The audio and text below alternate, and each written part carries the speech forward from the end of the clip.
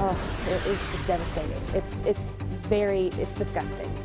A search for the suspects after a 10-week-old puppy was stolen here from the Lexington Humane Society. A tool to prevent heroin overdoses is coming to Lexington. I'll tell you what that is coming up. And we're tracking breaking news in Lexington. A man rushed to the hospital after being hit by a car. Tracking, alerting, protecting. WKYT News starts now with breaking news. And good evening. A man has been rushed to the hospital after being hit by a car in Lexington. This is a live picture of the scene at Nicholasville Road and Tahoma Road. Lexington police say the victim was taken to UK hospital with life-threatening injuries. We're told the man was walking from the outbound side to the inbound side when he was hit tonight. Right now, police have closed the inbound lane of Nicholasville Road from Southland Drive to Tahoma while they investigate. As we get more information, we'll pass it on to you or also put it on WKYT.com. They say he was stolen from their adoption center. Tonight, the Lexington Humane Society is asking for help in finding Thompson. That's a puppy that was taken from the shelter this afternoon, and the theft was all caught on camera. Garrett Weimer talked to shelter leaders about how this theft happened. It's our top story at 11. It's just devastating. It's disgusting. It's hard to find the words to describe what happened to 10-week-old Thompson. It's one of our animals. It's one of our babies, and we care about each and every animal. This is Thompson with his piercing blue eyes. A sweet, sweet guy, very small. Now the Humane Society needs your help to get him back. We've got to find these people. We need to get this puppy back so that he can continue his medication. It was around 5:30 in the afternoon when staff doing their rounds of the puppy area noticed that a puppy was missing. Their surveillance cameras caught this couple on camera, taking Thompson out of his cage and into the puppy play yard. Then Hammond says the video shows the man throwing the puppy over the fence to the woman on the other side. The fact that they did that shows that they don't really care about the welfare of the animal. We're amazed that this had happened. Hammond says she hopes someone will recognize the couple in these pictures. They're determined to find them, determined to find their Thompson. He deserves to be back with us, and he deserves the chance at a forever home. And that's what we were going to give him, and we will give him that once we get him back. In Lexington, Garrett Weimer, WKYT. If you have any tips about the whereabouts of Thompson, you're asked to call police or the shelter's emergency line. You'll find that number on WKYT.com. And meanwhile, investigators are looking for the person responsible for throwing a puppy in the trash and leaving it. The Lexington Humane Society says someone found the dog in a dumpster at an apartment complex in the Cardinal Valley area earlier this month. Reba is recovering from malnutrition and will be going to a new home soon. Animal Control is hoping someone will be able to tell them who Reba's previous owners were. After months of discussions, a bill tackling Kentucky's heroin epidemic is on its way now to the governor's desk. The House and the Senate both approved a bill that has a Good Samaritan provision and a local option needle exchange program. It also toughens criminal penalties in cases involving large amounts of heroin that is brought into the state. Governor Beshear is set to sign that bill tomorrow morning at 10:30. They're called heroin reversal kits, and soon the University of Kentucky Hospital will be handing them out to overdose patients. The kits include 2 doses of what's called Narcan. That's a drug that immediately reverses the effects of heroin. Monique Blair tonight talked with doctors who say these kits are crucial in preventing overdose deaths. It's a story that's new at 11. I still see 1 or 2 on my shifts per week. Emergency physician Ryan Stanton is talking about heroin overdoses. Every one of those would have liked to have had a second chance.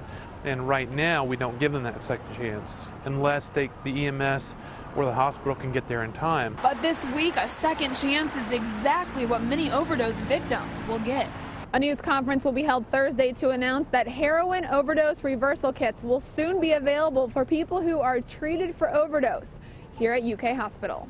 The idea is that if someone begins to show signs of an overdose, someone with them can administer the drug in the kit called naloxone or Narcan, and it almost immediately reverses the effect of an overdose. What it does is you give it to them, and on somebody who's barely breathing, they've overdosed, they're at the risk of dying, the naloxone can save their life. There's no doubt about it. Naloxone is a life-saving medication. Although some skeptics think the kits are a way of enabling an addict, Dr. Stanton says it's a means of giving them a second chance. If I was to tell you that I had something for your child that would keep them from dying, would you not do it? Dr. Stanton says naloxone is safe and does not have any potential for abuse. People don't realize it. You know, when they wake up and they ask, how did they get there, what happened? You know, all you can respond is, you almost died. You tried to die today. And now you have a second chance and do something with that. In Lexington, Monique Blair, WKYT. This project is funded through the Substance Abuse Treatment Advisory Committee. It's expected to be up and running by late spring. Kentucky lawmakers still have not made a decision on a bill written by a group of high school students. That bill would allow one high school student from each school district to serve on a search committee for a new superintendent. Senate Republicans changed the bill so students would not be able to vote on the committee. But they added an amendment that would guarantee that students would not be discriminated against in school for their religious beliefs. Senate Democrats say the bill will not pass in the House. The calendar may say it's spring out there, but winter is not giving up that easily. We're tracking some drastic changes this week, from temperatures in the 70s to seeing some snowflakes. Can you believe it?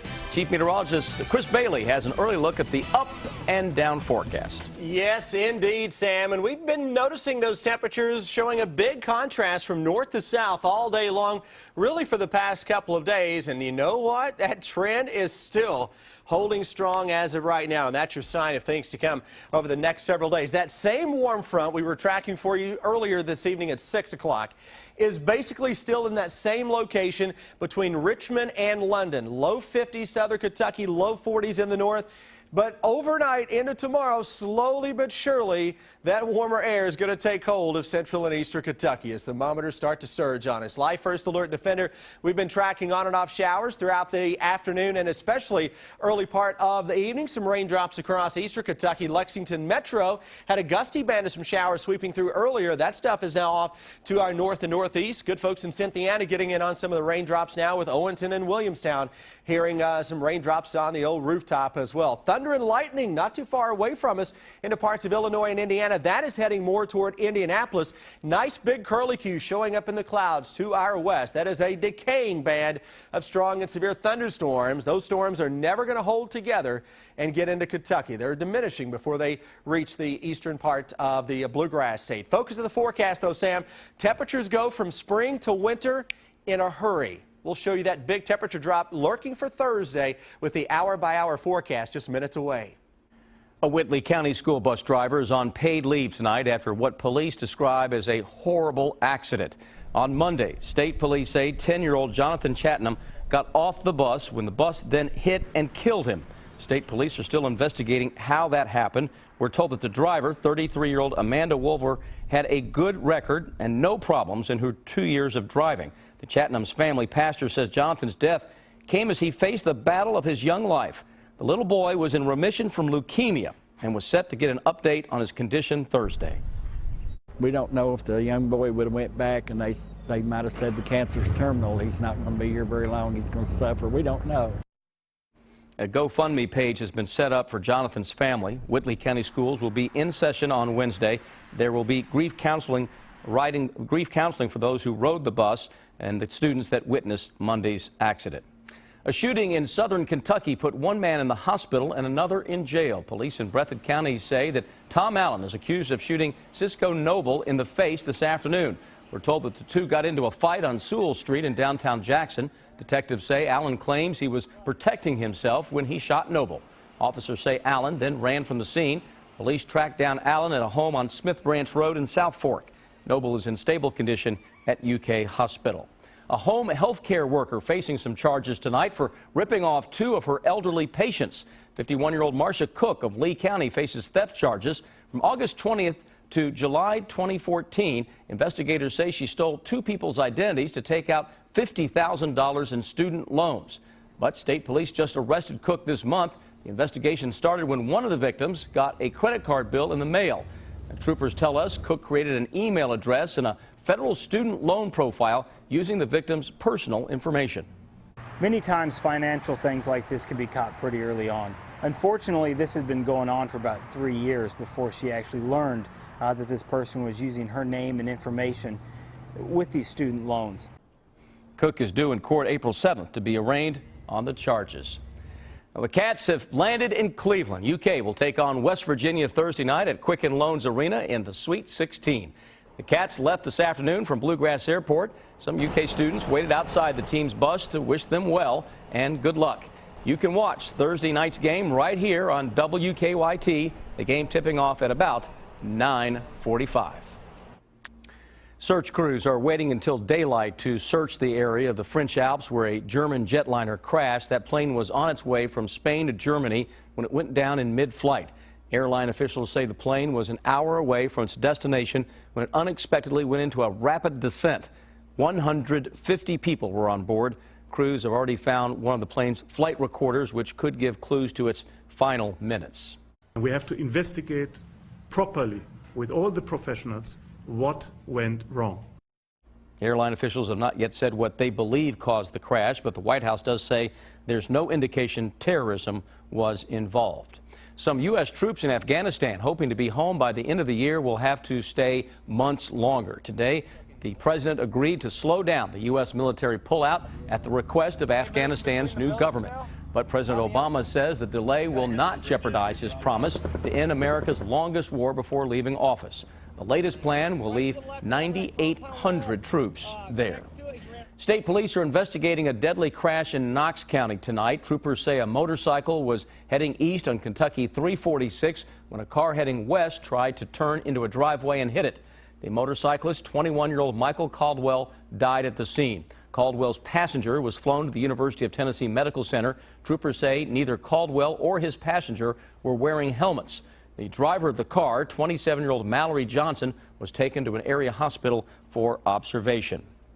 Kentucky lawmakers have passed a bill aimed at strengthening efforts to protect children from internet predators. That measure would increase the amount of money flowing into the state police's Internet Crimes Against Children Task Force.